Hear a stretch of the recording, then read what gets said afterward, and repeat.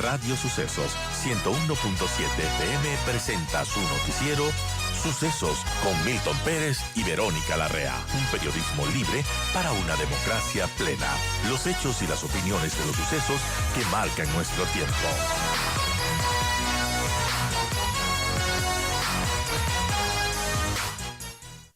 Gracias por acompañarnos. Feliz año.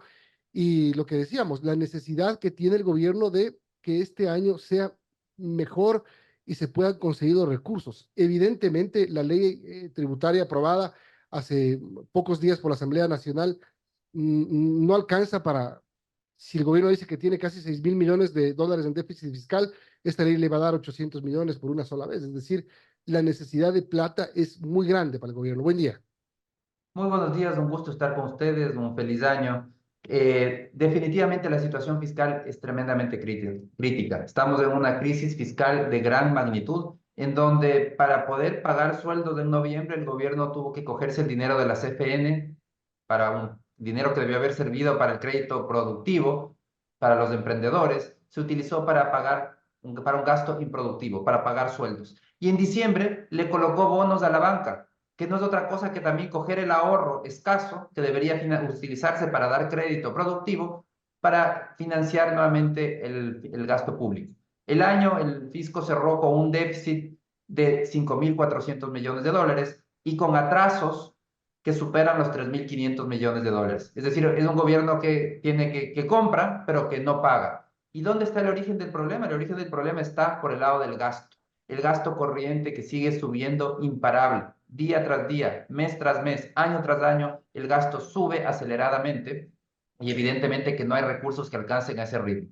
La reforma tributaria recientemente aprobada, esos 800 millones de dólares, ayudan, pero no solucionan el problema, porque de por sí las recaudaciones tributarias están cayendo y esta reforma tributaria lo que permite es en algo compensar, evitar esa caída en las recaudaciones. Pero como el gasto sigue subiendo tan rápido, los recursos no alcanzan. Entonces el gobierno va a tener en este año que eventualmente tomar decisiones mucho más profundas, decisiones que no ha querido tomar y que aquí hay el problema de esa reelección que quiere el presidente para 2025. No quiere tomar medidas que puedan ser impopulares, pero que son necesarias, como es la optimización de gasto, eliminar todo ese gasto burocrático inútil y la focalización de subsidios a los combustibles. Ahora, esos temas, esas medidas que no son populares y que obviamente si las toma, creo que inmediatamente el presidente tendría que olvidarse de buscar una reelección porque son de shock, son traumáticas, pero son necesarias. Es decir, es inevitable que el gobierno tenga que tomar medidas fuertes, que tenga que haber un paquete de medidas que le afecten al bolsillo de los ecuatorianos. De lo contrario, ¿de dónde saca la plata? Es que el desafío por el lado fiscal ya no es pensar de dónde sale el dinero, sino que hay que ir al origen del problema y el origen del problema está en el gasto. No está en la falta de ingresos. Al fisco no le faltan ingresos, le sobran gastos, que es algo totalmente distinto. Mientras el gasto corriente siga subiendo al ritmo que lo está haciendo ahora, en los primeros 10 meses del año, el año pasado, el gasto corriente subió en 1.400 millones de dólares. A ese ritmo de incremento del gasto, simplemente no hay dinero que alcance. Entonces, el gobierno va a tener que enfrentar, y es inevitable, que vaya al origen del problema. Hay que hacer una revisión de las instituciones estatales inútiles y eliminarlas. Hay una cantidad enorme. Tengo una lista aquí de más de 80 instituciones inútiles que no le agregan valor a los ciudadanos. Esas no tienen ningún sentido que continúen funcionando. Hay que cerrarlas, porque el Estado tiene que saber priorizar. ¿Qué queremos los ciudadanos del Estado? Queremos que nos dé una salud de calidad, que nos dé una educación de calidad y que nos dé seguridad. Entonces, la única manera de hacerlo es priorizando los recursos. Dejar de hacer todo aquello que no agrega valor, eliminar toda esa burocracia inútil y destinar más recursos para lo que sí agrega valor. Salud, educación, seguridad. Esa es la salida. La salida de seguir posponiendo o raspando la olla, vendiendo oro, anticipando ingresos, anticipando impuesto a la renta, anticipando renta petrolera, no es una solución. Es simplemente una manera de comprar tiempo, de tapar un hueco, abriendo un hueco mucho más grande en el futuro. Ahora, por ejemplo, este tema anunciado de la venta de oro. La venta de oro, ¿qué significaría? ¿Qué nos puede dar? Mire, es raspar la olla. están raspando el cocolón, eso es lo que están haciendo. ¿Qué van a hacer el día de mañana? O sea, ahorita quieren vender ese oro de esa manera que haya una ganancia por la venta y que el Estado se pueda llevar el 70% de esa ganancia para poder financiar el pago de sueldos de un mes, de medio mes, porque no le alcanza para más. Ya en noviembre fueron muy creativos cogiéndose el dinero de la CFN. En diciembre también aumentó su creatividad cogiéndose el dinero de los bancos a través de colocarles bonos.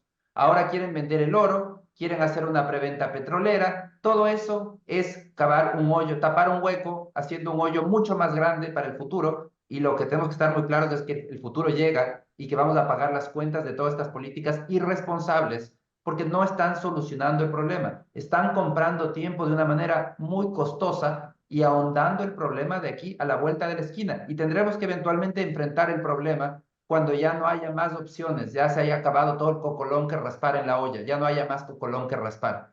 Entonces, más vale que el gobierno aplique una política de estadista, que demuestre un carácter de estadista y que comience a tomar correctivos del problema de fondo, que viene por el lado de optimizar gastos y focalizar subsidios.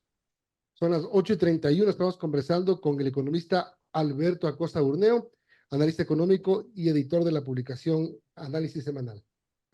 Alberto, buenos días. Le saluda Verónica Larrea. Y bueno, esta situación que usted menciona es realmente crítica. Se nota que el gobierno está desesperado, que no tiene liquidez y ante esta falta de liquidez, pues ha pedido, como usted mencionaba, el pago anticipado del impuesto a la renta a grandes empresas, a grandes corporaciones.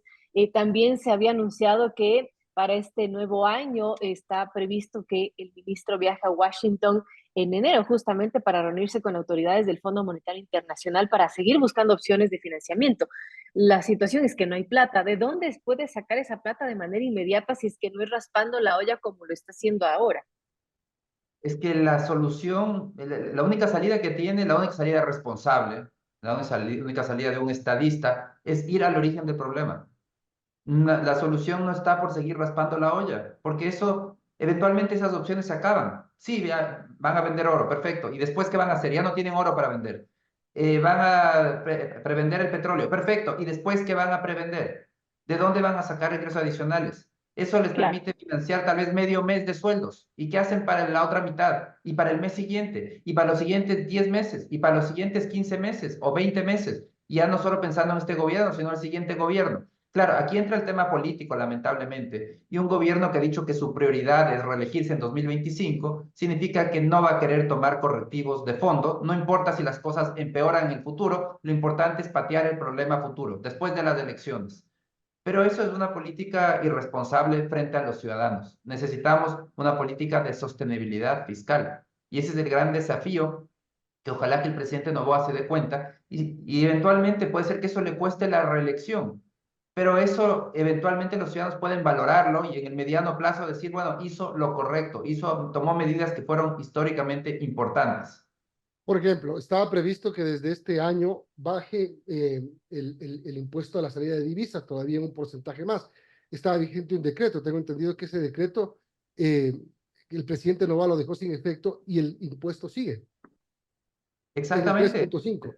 Había ese decreto que reducía a partir de este año al 2% el impuesto a la salida de divisas en base a una orden de la Corte Constitucional. La Corte Constitucional ha extendido el plazo de aplicación hasta final de este año y el gobierno dejó sin efecto el decreto y ya no se redujo el impuesto a la salida de divisas para poder seguir financiando ese gasto.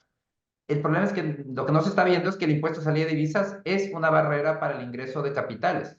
De hecho, es un error de concepto total la aplicación de ese impuesto, porque un país subdesarrollado como es el Ecuador tiene escasez de capitales. Los dólares no están en el Ecuador, los dólares están fuera del Ecuador. Entonces, no hacemos muy mal aplicando políticas para evitar que los dólares salgan.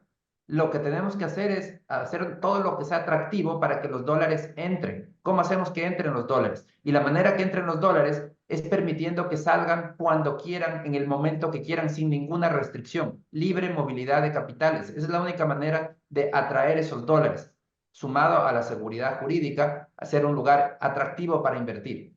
Lamentablemente existe este impuesto que lo que hace es una barrera para que supuestamente no salgan los dólares, pero no se da cuenta que los dólares se quedaron por fuera. Entonces, lamentablemente, por consideraciones fiscales, se sigue posponiendo la eliminación de un impuesto nefasto que además encarece todo, porque todos los bienes y servicios en distintas proporciones han pagado ISD en algún momento de su cadena productiva. Entonces, todos los ciudadanos terminamos pagando un impuesto regresivo que le pesa más al que menos tiene. Ahora, hacer una política fiscal sostenible, una verdadera política fiscal, como usted dice, implica, implica qué hacer para empezar. ¿Cuál es el modelo marco que debería tomar el presidente de la República para tener una política fiscal y que no sea andar tapando baches o raspando el cocolón, como usted dice? En este momento, las cuentas fiscales están tan insostenibles, hay un exceso de gasto tan grande que el objetivo tiene que ser reducir y eliminar ese déficit. Tiene que eliminar el déficit. ¿Y cómo hacerlo? Priorizando lo importante. La primera medida que debería tomar el presidente es hacer una lista, revisar aquellas instituciones estatales que no le cambian la vida al ciudadano. Yo tengo una lista de más de 80, tal vez se pueden encontrar muchísimas más. Son instituciones que no agregan valor. Esas tienen que ser eliminadas. Simplemente eliminar toda esa cantidad de instituciones, ver cuáles tienen que ser eliminadas por decreto, cuáles tienen que ser eliminadas vía cambios legales, pero hacer una eliminación total de toda esa exuberancia burocrática que nos cuesta muchísimo. Y con esos recursos, de liberar fondos para poder destinarlo a lo importante: salud, educación y seguridad. Segundo, reintroducir un mecanismo de focalización de subsidios a los combustibles. Entonces, de esa manera se logra que el subsidio vaya a quien más lo necesita, a los más pobres. Garantizar que la tarifa de transporte público no cambie a través de esta focalización de los subsidios y reintroducir la banda de precios a los combustibles.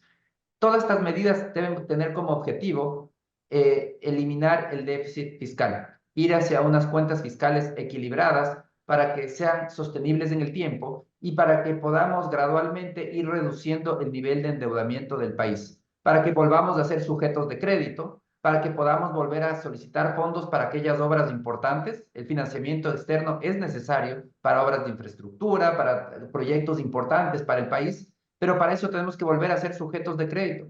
En este momento, el mercado internacional nos ha dicho muy claramente: al Ecuador no le vamos a prestar dinero, porque ustedes son malos pagadores, porque son rápidos para endeudarse, pero cuando toca pagar, encuentran cualquier excusa para decir no quiero pagar. Entonces, eso nos termina saliendo muy caro al país, porque, como decía hace un momento, la característica de un país subdesarrollado es escasez de capitales. Entonces, si queremos acelerar el ritmo de crecimiento, tenemos que traer esos capitales del exterior, y esos capitales pueden venir vía inversión extranjera directa, vía endeudamiento público, financiamiento público, o vía inversiones directas del exterior en el sistema financiero o en el mercado de capitales. Entonces, esos son los mecanismos para atraer el ahorro nacional, y ese debe ser uno de los grandes objetivos nacionales. Ahora, Alberto, a propósito de esta reforma tributaria del presidente Novoa, que está en vigencia y que no incluye el aumento de tributos para aumentar los ingresos del Estado, este proyecto de ley, como sabemos, y que se llama Eficiencia Económica y Generación de Empleo, planteó esta remisión de intereses como un incentivo para que los contribuyentes morosos puedan pagar, y se espera que con esto se recauden unos 832 millones en este año. Ahora, el gobierno está consciente de que ese ingreso no será permanente porque solo se percibirá durante este año, pero ¿ayuda en algo esta reforma tributaria que se aprobó recién en la Asamblea? La remisión le da un respiro este año, pero debería ser entendida correctamente. La remisión es una manera de comprar tiempo para el gobierno. No es una solución al problema fiscal de ninguna manera. Simplemente pospone algo que es inevitable.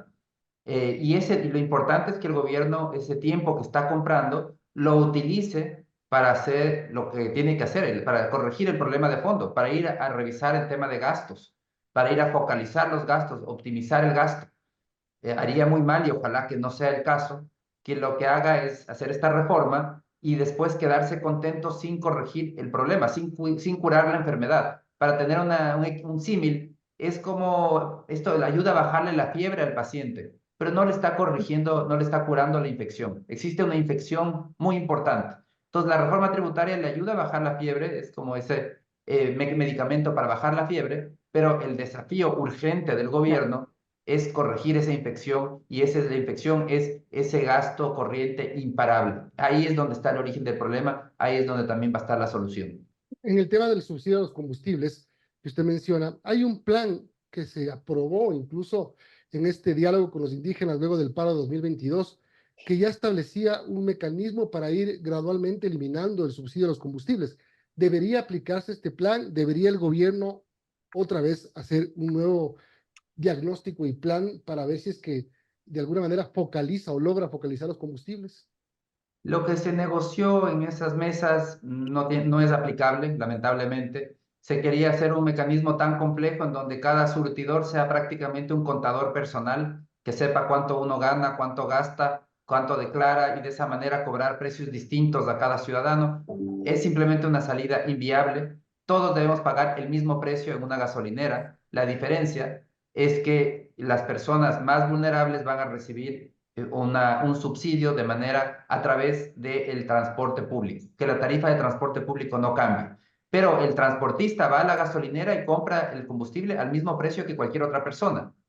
La compensación tiene que venir de manera, en camino más sencillo, es una compensación a través de una tarjeta de débito. Se le entrega mes a mes el valor de la compensación que corresponda en función del diferencial entre el precio de mercado y el precio subsidiado. Es un mecanismo muy sencillo de aplicar. Se puede aplicar de manera inmediata. Segundo, hay que reintroducir la banda de precios de los combustibles, que ya funcionó. Entonces, aquí tampoco tenemos que inventar el agua tibia. Esta banda de precios lo que permite es suavizar el costo político de las variaciones de los precios. Los precios varían un máximo porcentaje al mes, por ejemplo, un 3% al mes como máximo. Eso también limita el impacto. Y el tercer tema que debería introducirse es crear un fideicomiso para que los recursos que se ahorren por focalización de subsidios a los combustibles tengan un uso exclusivo para seguridad y educación, nada más. Y que además haya la transparencia, que ese dinero no vaya para financiar la farra fiscal de los políticos, sino que no entre a la cuenta única del Tesoro, sino que vaya a una cuenta separada en donde los ciudadanos podamos revisar cómo se usaron esos fondos en cualquier momento. Es un mecanismo de generar confianza, de vender este sistema a los ciudadanos y convencerles, decirles, miren, es un esfuerzo que vamos a hacer porque para todos va a ser un esfuerzo tener que pagar un precio mayor de los combustibles, pero es un esfuerzo que permite focalizar en los más vulnerables, el transporte público no cambia nunca de tarifa, y permite además generar recursos para algo que nos beneficia a todos, tener más capacidad para luchar contra la inseguridad y tener una mejor educación pública. Gracias por acompañarnos, economista. Tenga buen inicio de año. Y ahí está el análisis de Alberto Acosta Burdeo, analista económico y editor de Análisis Semanal. Gracias y buenos días.